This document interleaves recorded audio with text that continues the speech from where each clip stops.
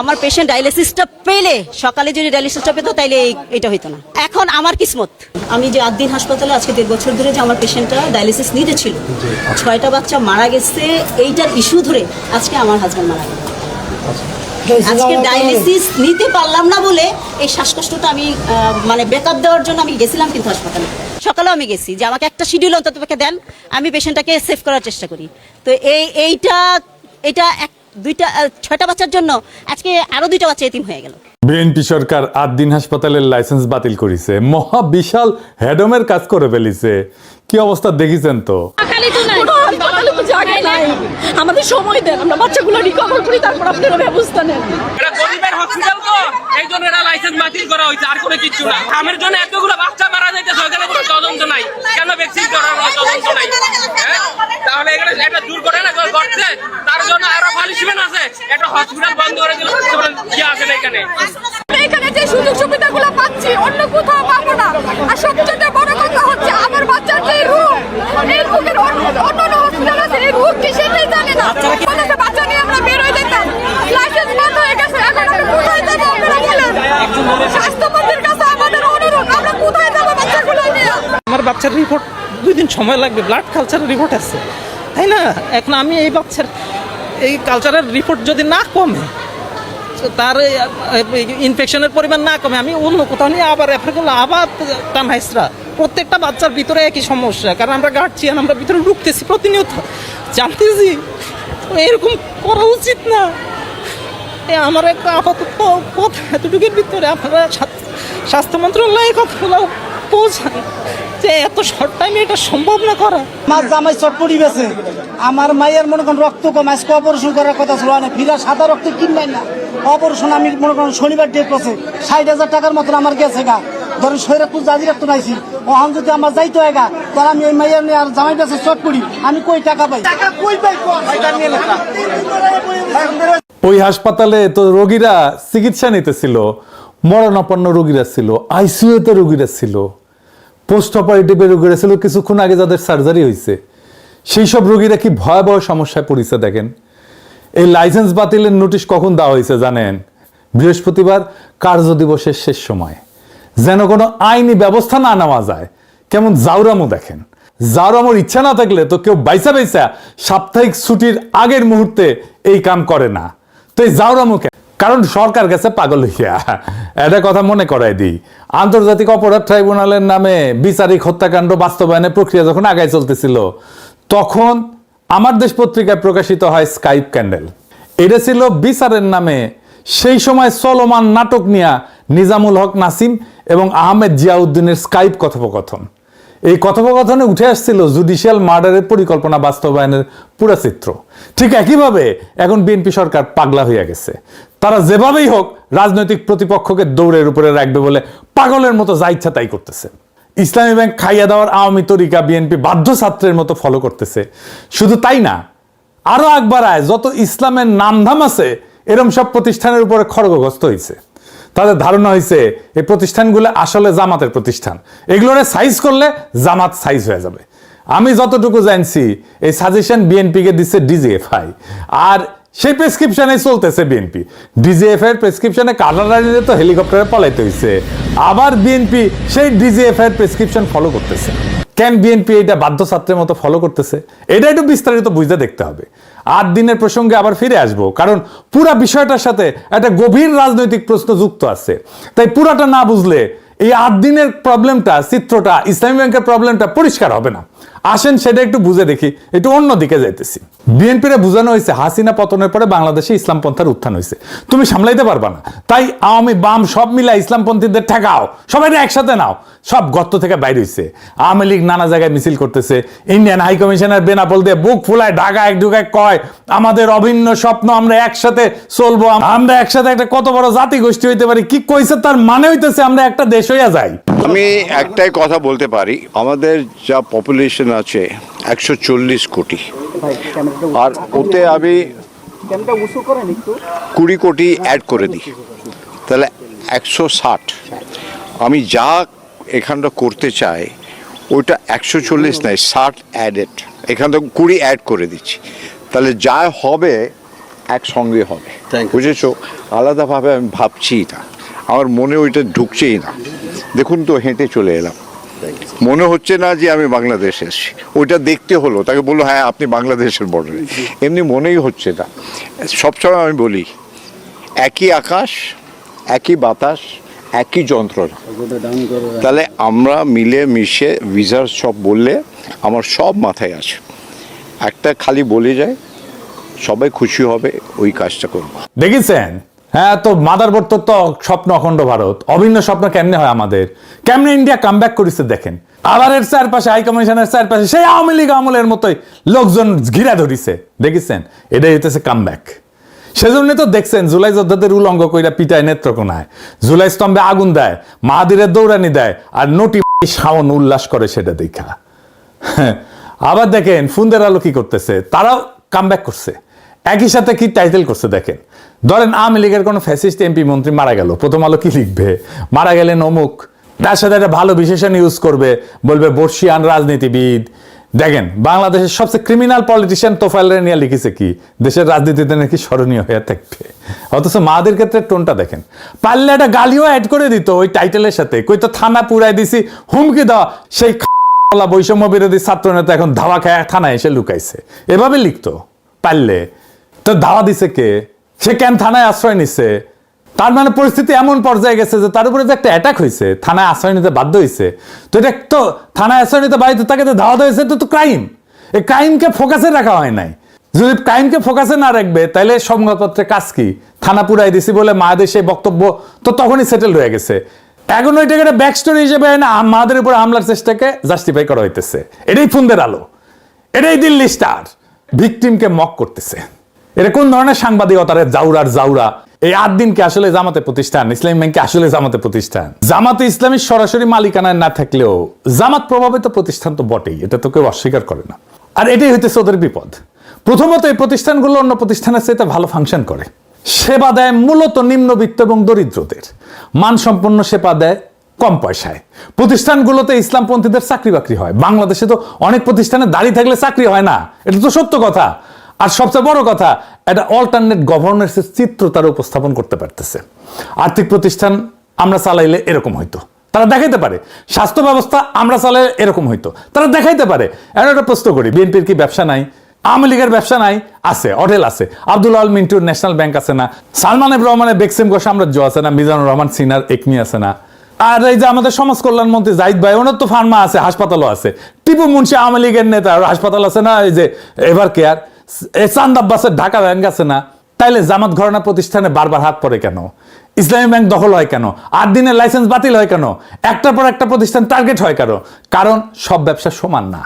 মিন্টুর bank, চাঁদ আব্বাসের bank, লীগের নেতাদের হাসপাতাল, এই প্রতিষ্ঠানগুলো কি করে?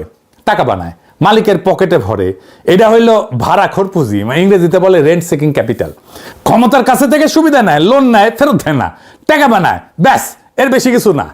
রেন্ট সিকিং এর সবচেয়ে সোজা মানে হইতেছে পরিশ্রম করে সম্পদ বানানো না এরা, বরং ক্ষমতার কাছে থেকে সুবিধা বাগায় টাকা কামায়। একটা উদাহরণ দিলে পরিষ্কার হবে। ধরেন 2 জন লোক, প্রথম জন একটা কারখানা দিল, জিনিস বানায়, বেচে, মানুষের কাজে লাগে, লাভ করে, এটা একটা হালাল রোজগারের মতো কিছু একটা তৈরি করলো, সমাজের নতুন মূল্য যুক্ত হইল। দ্বিতীয় জন কিছুই বানায় না, সে শুধু ক্ষমতার সাথে খাতির করে, ব্যাংক থেকে 1000 কোটি টাকা লোন নেয়, ফেরত দেয় না, সরকারি কাজ পায় কম্পিটিশন ছাড়াই, বিদ্যুৎ কেন্দ্র বসায় আর ক্যাপাসিটি চার্জ নেয়, বিদ্যুৎ না দিয়েও টাকা পায়। এই লোক নতুন কিছু বানায় না, সে শুধু বিদ্যমান সম্পদ থেকে নিজের ভাগটা বাগায় নেয় ক্ষমতার জোরে। এই দ্বিতীয় ধরনটাই হইতেছে রেন্ট সিকিং, বাংলায় বললে ভাড়াখোর পুঁজি, বা আরো সোজা বাংলায় বললে সুবিধাভোগী লুটেরা ব্যবসা। এই প্রতিষ্ঠানগুলো একটা জিনিস কোনোদিন করে না, এরা দেখায় না যে আমরা চালাইলে দেশটা কেমন হইতো। এরা কোনো বিকল্প আঁকে না, শুধু লুটে। এখন উল্টা দিকটা দেখেন, 8 দিন গরিব মানুষের মানসম্পন্ন সেবা দেয়, ইসলামী ব্যাংক নিম্নবিত্তের কাছে পৌঁছায়। এই প্রতিষ্ঠানগুলোতে দাড়িওয়ালা লোকের চাকরি হয়, যেটা বাংলাদেশের অনেক জায়গায় হয় না, দাড়ি দেখলে দরজা বন্ধ। আর এরা ভালো ফাংশন করে, এটা অনেকে মানে। এই দুইটার মধ্যে আকাশ পাতাল ফারাক, আর এই ফারাকটাই হইল আসল গল্প। কি গল্প? জামাত ঘরানা প্রতিষ্ঠান যখন গরিবের ভালো সেবা দেয়, ভালো চলে, তখন সেটার নিছক ব্যবসা থাকে না, সেটা একটা প্রস্তাব হয়ে দাঁড়ায়। প্রস্তাবটা কি? আর্থিক প্রতিষ্ঠান আমরা চালাইলে এমন হইতো, স্বাস্থ্য ব্যবস্থা আমরা চালাইলে এমন হইতো, সরকার আমরা চালাইলে এমন হইতো। বুঝতে পারতেছেন? এটা একটা বিকল্প শাসনের ছবি দেয়। ক্ষমতায় যাওয়ার আগেই প্রমাণ হাতে নিয়ে দাঁড়ায় আছে, দেখো আমরা পারি, আর এইটাই শাসকের জন্য সবচেয়ে বড় বিপদ, কারণ একজন শাসকের সবচেয়ে গভীর দাবিটা কি? আমি ছাড়া কেউ এই দেশটা চালাইতে পারবে না, বিকল্প নাই, তাই না? সবসময় হাসিনাও তাই, তারেক রহমানও তাই। এই প্রতিষ্ঠানগুলো ঠিক এই দাবিটার গায়ে হাত দেয়, জলজ্যান্ত প্রমাণ হয় বলে। বিকল্প আছে, লুটেরা ব্যাংক সহ্য করা যায়, কিন্তু একটা কাজ করা বিকল্প সহ্য করা যায় না। ইতালিয়া চিন্তক আন্তোনিও গ্রামসি একটা কথা বলছিলেন, রাষ্ট্র মানে খালি সরকার, পুলিশ, আদালত না, রাষ্ট্র মানে এইগুলোর সাথে আরেকটা জিনিস, সিভিল সোসাইটি, স্কুল, হাসপাতাল, ব্যাংক, সংগঠন, মসজিদ, মাদ্রাসা। ক্ষমতার টিকা থাকে এই প্রতিষ্ঠানগুলোর মধ্যে দিয়ে, মানুষের সম্মতি তৈরি করে এরা। গ্রামসি বলতেন, যদি কেউ ক্ষমতাকে চ্যালেঞ্জ করতে চায় তাহলে তাকে একটা সিভিল প্রতিষ্ঠানগুলোর ভিতরে একটা পাল্টা শক্তি বানাইতে হবে। উনি নাম দিছিলেন কাউন্টার হেজিমনি, পাল্টা আধিপত্য।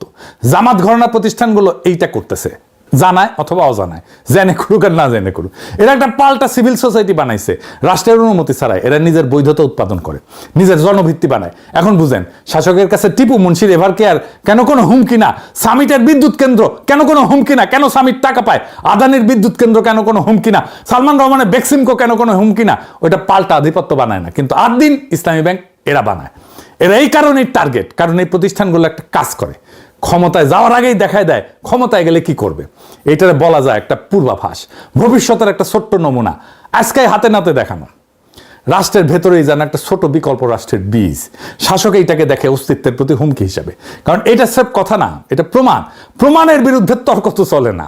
তাহলে তারা এগুলো ভাঙবে কিভাবে? শাসক যদি এই প্রতিষ্ঠানগুলো আদর্শ দিয়ে হারাইতে না পারে, কারণ সেবা ভালো, মানুষ পছন্দ করে, তাইলে হারাবে কিভাবে? আইন দিয়া, প্রশাসন দিয়া, লাইসেন্স বাতিল করিয়া, বোর্ড দখল করিয়া, অনিয়ম পাওয়া গেছে বলে তদন্ত বসাও, বাংলাদেশ ব্যাংক দিয়ে বোর্ড ভেঙে দাও, স্বাস্থ্য অধিদপ্তরকে দিয়ে লাইসেন্স বাতিল করো। কিন্তু আসল লক্ষ্য কি? প্রতিষ্ঠান না, আসল লক্ষ্য প্রতিষ্ঠানটা যে বিকল্প শাসনের ছবি আঁকতেছিল সেই ছবিটা মুছে দেওয়া।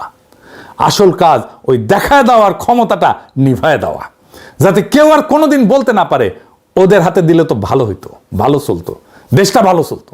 এইটারে দুনিয়ায় বলে লফেয়ার, ওয়ারফেয়ারের মতো। আইনকে অস্ত্র বানানো, সরাসরি নিষিদ্ধ করে না, গুলি করে না, বৈধতার মুখোশ পরে আইন প্রশাসন দিয়া প্রতিপক্ষকে নিঃশেষ করে দেয়। রাশিয়ার পুতিন এই যে খোদরাকোভস্কির তেল কোম্পানি কর মামলায় ফেলায় দেউলিয়া করে দিছিল, নাই করে দিছে। তুরস্কের দোকানও গুলেন ঘরানার ব্যাংক, হাসপাতাল, স্কুল হাজারে হাজারে বাজেয়াপ্ত করছে। ইন্ডিয়াতে অ্যামনেস্টির অ্যাকাউন্ট জব্দ করিয়া তারাই দিছে অ্যামনেস্টি ইন্টারন্যাশনালকে। একই খেলা। আর বাংলাদেশেও সে একই খেলা চলতেছে। জামাত ঘরানা প্রতিষ্ঠানের বিপদটা তাদের টাকায় না, বিপদটা তাদের বৈধতায়। এরা রাষ্ট্রের পাশে দাঁড়ায় একটা পাল্টা শাসনের জলজ্যান্ত প্রমাণ দেখায়। আর ঠিক এই কারণে এদের ভাঙা হয়। ভাঙা হয় বাজারে না, ভাঙা হয় আইন আর প্রশাসনের অস্ত্রে। লীগের লুটেরা ব্যাংক টিকা থাকে, কারণ ওইটা কোনো বিকল্পের ছবি দেয় না। আর আদ্দিন ইসলামী ব্যাংক এরা ছবি দেয়, আর যে ছবি দেয় সেই ছবিটাই মুছতে হয়। এটা মাথায় রাখলে আর প্রত্যেকটা লাইসেন্স বাতিল, প্রত্যেকটা বোর্ড দখল, ব্যাংক দখল, এটার মানে বুঝতে পারবেন। প্রশ্নটা এটা না যে অনিয়ম হয়েছে কিনা, প্রশ্নটা সবসময় এইটাই যে প্রতিষ্ঠানকে একটা বিকল্প স্বপ্ন দেখায় কিনা। দেখালে শেষ। বহুত হ্যাডম দেখাইছেন। হ্যাঁ, আসেন দেখাই। এই বাচ্চা মেয়েটা 250 টাকায় ডায়ালাইসিস পাইতো। আমার নাম ফাহিমা, বাড়ি মাগুরা। এই কিডনির সমস্যা ছোটবেলার থেকে। পিজি হসপিটালে হয়েছে 7 মাস মতো, সপ্তাহে 2 দিন। না, এখানে কোনো সমস্যা নেই। এটা আমাদের পেশেন্ট, এর নাম ফাহিমা, এর বাসা মাগুরা, এর বয়স 14 বছর। আমাদের এখানে গত বছর 2025 সালের 14ই আগস্ট থেকে আমাদের এখানে ডায়ালাইসিস পাচ্ছে। রেগুলার ডায়ালাইসিসে আসে সপ্তাহে 2 দিন। এই পেশেন্ট আমাদের এখানে, আমাদের দরিদ্র একটা ফান্ড আছে 250 টাকা, সেই 250 টাকায় ডায়ালাইসিস পাচ্ছে। দেখেছেন, বহুত হ্যাডম আপনাদের। এরকম 15,000 ডায়ালাইসিস রোগী চিকিৎসা পাইতেছিল এই 8 দিনে। আসিলেন হ্যাডমালা। বাংলাদেশের সবচেয়ে এফিসিয়েন্ট অ্যাম্বুলেন্স সেবা বন্ধ করে দিচ্ছেন। দেখেন, 80 টাকার ভিতরে, ঢাকার ভিতরে।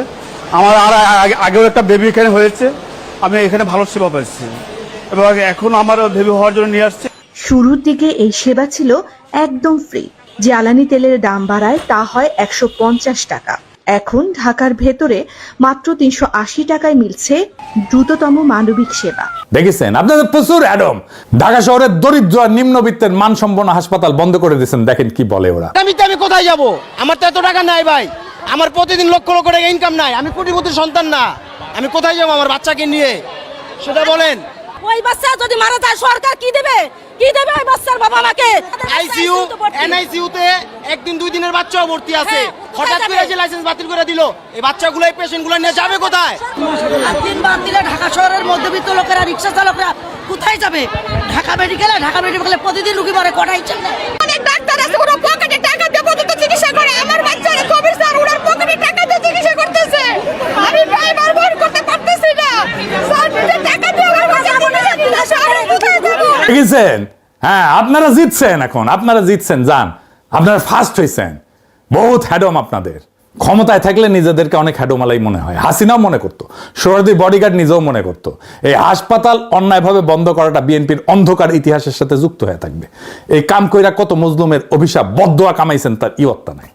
হ্যাডমের হিসাব বাদ দেন, শুধু একটা মুখ মনে রাখেন, ওই বাচ্চা মেয়েটার মুখ। তাই 2 বার যার শরীরের রক্ত মেশিনে শোধন হইতো 250 টাকায় মাত্র। আজকে যার সামনে শুধুই অন্ধকার, তার মা কাকে বলবে যে আমার মেয়েটারে বাঁচান? কোন অফিসের দরজায় গিয়ে বলবে? পোস্ট অপারেটিভ ওয়ার্ডে যে রোগীটা সবে অপারেশনের পর চোখ খুলছিল, তার এখন কোথায় নেওয়া হবে? আইসিইউ যে মানুষটা একটা শ্বাসের জন্য লড়তেছিল, তারপরে সেই শ্বাসটার দাম কে দেবে? এরা কেউ জামাত করে না, এরা কেউ বিএনপিও করে না, এরা শুধু গরিব। এদের একমাত্র অপরাধ, এরা গরিব হয়ে বাঁচতে চাইছিল। আর আপনারা বৃহস্পতিবার বিকালে ছুটির ঘন্টা বাজার আগেই একটা কাগজে সই কইরা তাদের সেই বাঁচার অধিকারটা কাইরা নিলেন।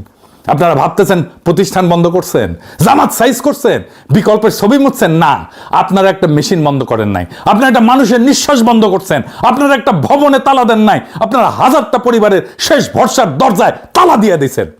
ইতিহাস সব মনে রাখে। হাসিনা ভুলে গেছিল যে রক্তের হিসাব একদিন দিতে হয়। আপনারা ভুলে যেতেছেন, কিন্তু যেই মা আজকের রাতে তার সন্তানের জন্য কাঁদতেছে, যে রোগী আজকের রাতে বিনা চিকিৎসায় ছটফট করতেছে, তাদের চোখের পানি আসমানে গিয়া পৌঁছাইবে। আর মজলুমের সেই চোখের পানির সামনে দুনিয়ার কোনো হ্যাডম, দুনিয়ার কোনো ক্ষমতা, কোনো ডিজিএফ এর প্রেসক্রিপশন টিকে না। আপনারা ভাবছেন আপনারা জিতছেন, আসলে আপনারা শুধু একটা জিনিস কামাইছেন, অভিশাপ, মানুষের অভিশাপ, মজলুমের অভিশাপ। মজলুমের অভিশাপ কামানো মানুষ কোনোদিন জিতে না। আপনার একটা দুর্বল সরকার, দুর্বল সরকার ছায়া দেখে ভয় পান। সরকারের বাঁচায় মানুষের ভালোবাসা, মানুষের সমর্থন, সেটাও হারাইতেছেন। নিজে চেষ্টা করে হারাইতেছেন, নিজের হাতে হারাইতেছেন। আপনাদের পতন যে কি ভয়ঙ্কর হবে আপনারা কল্পনাও করতে পারতেছেন না। সেই দিন আপনারা বুঝবেন আপনারা কি জেতা জিতছিলেন। আজকে ইনকিলাব জিন্দাবাদ।